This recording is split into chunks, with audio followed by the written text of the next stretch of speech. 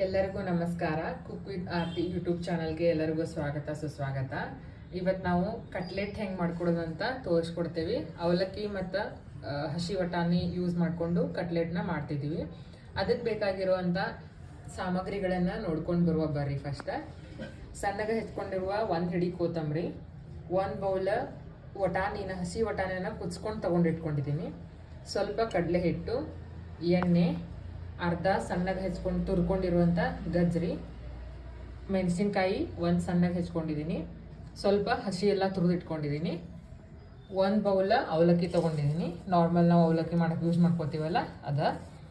1 ಆಲೂಗಡ್ಡೆನ boil ಮಾಡಿ ಇಟ್ಕೊಂಡಿದ್ದೀನಿ, ಕುಚ್ಕೊಂಡು ತೆಗೆದಿಟ್ಕೊಂಡಿದ್ದೀನಿ, ಸ್ವಲ್ಪ ಉಪ್ಪು, ಗರಂ ಮಸಾಲ, ಅರಿಶಿಣದ ಪುಡಿ, ಧನಿಯಾ ಪುಡಿ. ಇವಾಗ ಹೇಗೆ ಮಾಡೋದು ಅಂತ ನೋಡ್ಕೊಂಡು ಬರೋಬರಿ. ಫಸ್ಟ್ಗೆ ಅವಲಕ್ಕಿನ ನಾವು ಸೋಪ್ ಮಾಡ್ಕೋಬೇಕು. 2 ನಿಮಿಷ ಅವಲಕ್ಕಿನ ನೆನೆ ಇಟ್ಕೊಂಡಿದ್ದೀನಿ ನಾವು. ನೋಡ್ಬೋದು ನೀವು, ಈಗ ಮೆತ್ತಗಾಗೈತೆ ಅವಲಕ್ಕಿ. ಇದ್ರೊಳಗೆ ಈಗ ಬೇಯಿಸಿಟ್ಕೊಂಡಿರೋ ಹಸಿ ವಟಾಣಿನ ಹಾಕೋತೀನಿ. ಬೇಯಿಸಿಟ್ಕೊಂಡಿರೋ ಆಲೂಗಡ್ಡೆನ ಹಾಕೋತೀನಿ.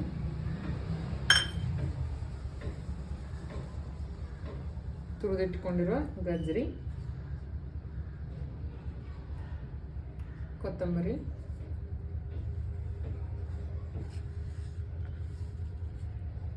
ಹಸಿ ಮೆಣಸಿನ್ಕಾಯಿ ಮತ್ತು ಹಸಿ ಎಲ್ಲ.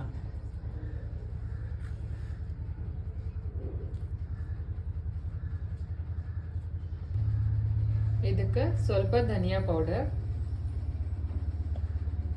ಸ್ವಲ್ಪ ಅರಿಶಿನ, ಗರಂ ಮಸಾಲ, ರುಚಿಗೆ ತಕ್ಕಷ್ಟ ಉಪ್ಪು.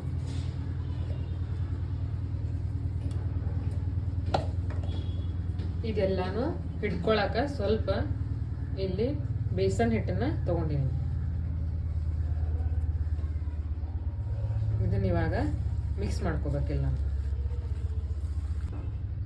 ಇದಕ್ಕೆ ನೀರು ಹಾಕೊಳ್ಳೋದೇನು ಬೇಡ, ಯಾಕಂದ್ರೆ ಅವಲಕ್ಕಿ ಇದಿರುತ್ತಲ್ಲ, ಆಮೇಲೆ ಇದು ಎಲ್ಲಾನು ಬಾಯ್ಲ್ಡ್ ಇದೆ ಅಂದ್ರೆ ಅದಕ್ಕೆ ನೀರು ಅವಶ್ಯಕತೆ ಇಲ್ಲ, ತಾನಾಗೆ ಇದು ಬೈಂಡ್ ಆಗುತ್ತೆ. ಎಕ್ಸ್ಟ್ರಾ ನೀರು ಹಾಕೊಳ್ಳೋದು ಬೇಡ.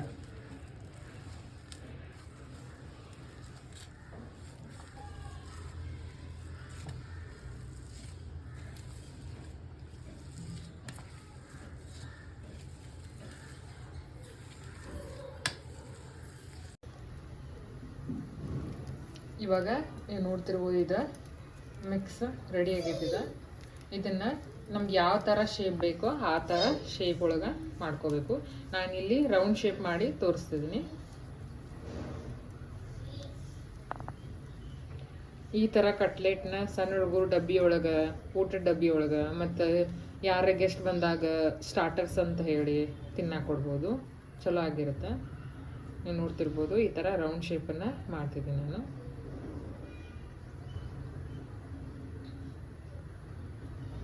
ಈ ಥರ ರೌಂಡ್ ಶೇಪ್ ಮಾಡ್ಕೋಬೇಕು. ಇವಾಗ ಒಂದು ಪ್ಯಾನ್ ಒಳಗೆ ಶಾಲೋ ಫ್ರೈ ಮಾಡ್ಕೋಬೋದು, ಅಂದರೆ ಅರ್ಧ ಅಷ್ಟ ಬೇಯಿಸ್ಕೋಬೇಕು, ಪೂರ್ತಿ ಡೀಪ್ ಫ್ರೈ ಮಾಡೋದಿಲ್ಲ. ತವಾ ಫ್ರೈ ಮಾಡುವಷ್ಟ ಎಣ್ಣೆ ಹಾಕ್ಕೊಂಡಿದ್ದೀನಿ.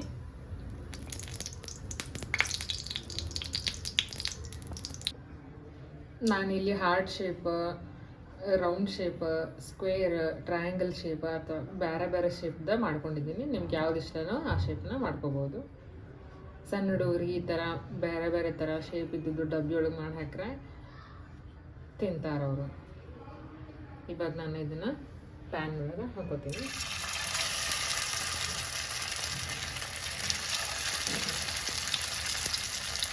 ಡೀಪ್ ಫ್ರೈ ಮಾಡ್ಕೋಬೋದು, ಬಟ್ ನಾನಿಲ್ಲಿ ಶಾಲೋ ಫ್ರೈ ಮಾಡ್ಕೊಳ್ತಿದ್ದೀನಿ.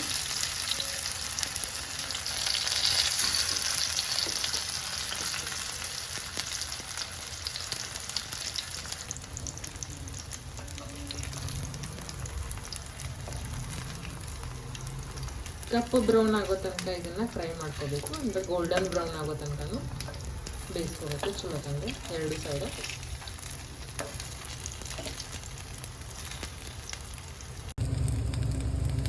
ನೀವು ನೋಡ್ಬೋದು, ಇವಾಗ ಗೋಲ್ಡನ್ ಬ್ರೌನ್ ಆಗಿದಾವೆ ಇವೆಲ್ಲ ಕಟ್ಲೆಟ್ಸ್. ಇದನ್ನು ಒಂದು ಪ್ಲೇಟ್ ಒಳಗೆ ಇವಾಗ ತಗೊಳ್ತೀನಿ ನಾನು. ನೋಡ್ಬೋದು ನೀವು ಕಡ್ಲೆಟ್ಟ ಎಷ್ಟು ಮಸ್ತಾಗಿ ಬಂದಾವಂತ. ಕ್ರಿಸ್ಪಿ ಸಹ ಚೆಕ್ ಮಾಡ್ಬೋದು ಎಷ್ಟು ಕ್ರಿಸ್ಪಿ ಆಗಿದಾವಂತ. ಒಳಗೆಲ್ಲ ಬೆಂದಿದ್ದು ನೋಡ್ಬೋದು. ಇದೇ ಥರ ಒಳ್ಳೆ ಒಳ್ಳೆ ರೆಸಿಪಿಗೋಸ್ಕರ ನಮ್ಮ ಚಾನಲ್ ಕುಕ್ ವಿತ್ ಆರ್ತಿಗೆ ಸಬ್ಸ್ಕ್ರೈಬ್ ಮಾಡಿ. ನಿಮ್ಮ ಒಪಿನಿಯನ್ಸ್ನ ಕಮೆಂಟ್ ಮುಖಾಂತರ ತಿಳಿಸಿ. Thank you.